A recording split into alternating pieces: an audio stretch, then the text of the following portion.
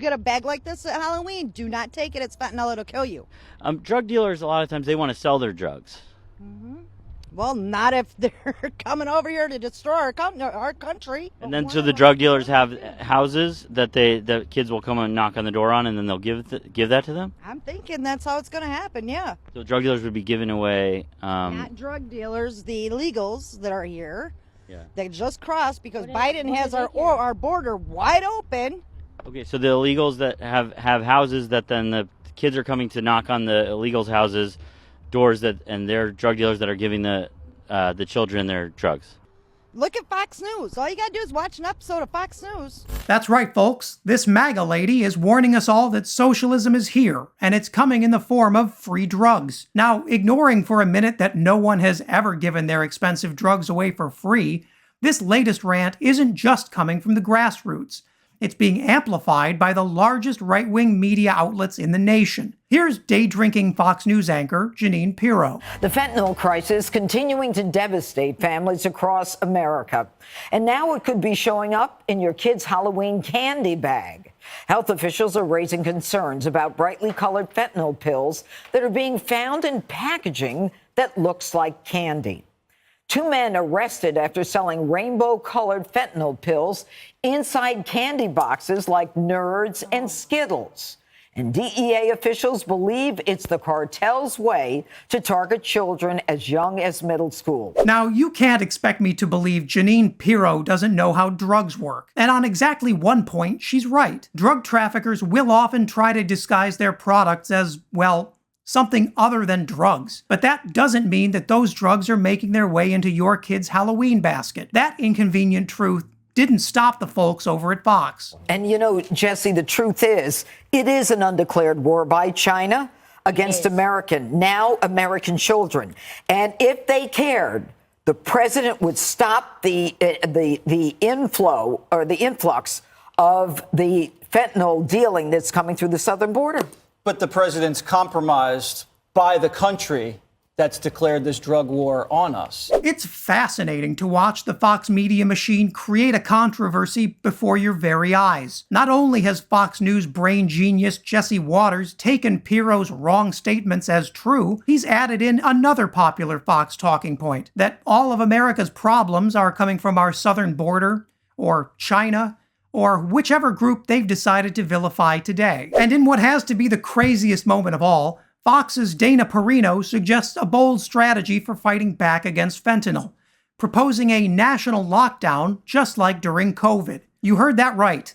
The same people who whined that COVID lockdowns were the death of democracy now want to do the same thing to try and humiliate Joe Biden. So 300 people a day. 300 Americans a day are dying. Do you remember, what did we do when COVID was killing 300 people a day? We shut down the entire economy.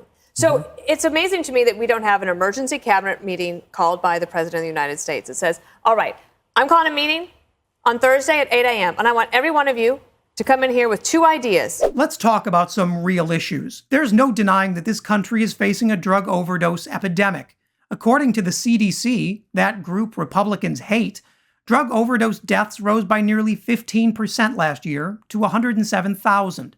Between 2020 and 2021, fentanyl deaths rose from 57,000 to 70,000. This is a real public health problem, and right-wing talking points aren't going to solve it. At the same time, those drug overdoses aren't created equal. In Alaska, drug overdose deaths spiked by a jaw-dropping 75%, but in Hawaii, the number actually declined from 2020 levels. But overall, red states lead the nation in overdoses, with a deep concentration in the Rust Belt and the West. That's a national tragedy, but Fox News wants to make it nothing more than a talking point. So what have Republicans been doing to push back against this massive wave of opioid deaths?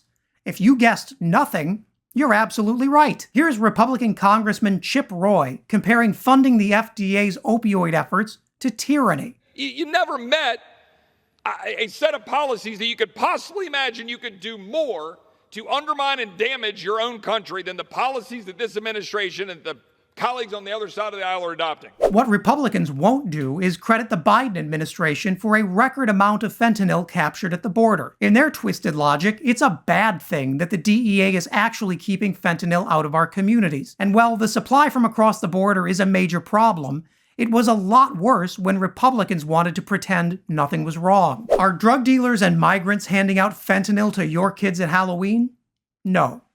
But the odds are you likely know someone who's struggling with fentanyl or opioid addiction, even if they haven't told you yet. That's because our country is still fighting for the money and resources that we need to wage a war against these deadly drugs. Republicans are not going to be any help. Late last year, Democrats Donald Norcross and Senator Ed Markey introduced legislation that would help opioid addicts in treatment to recover safely while staying away from street opiates.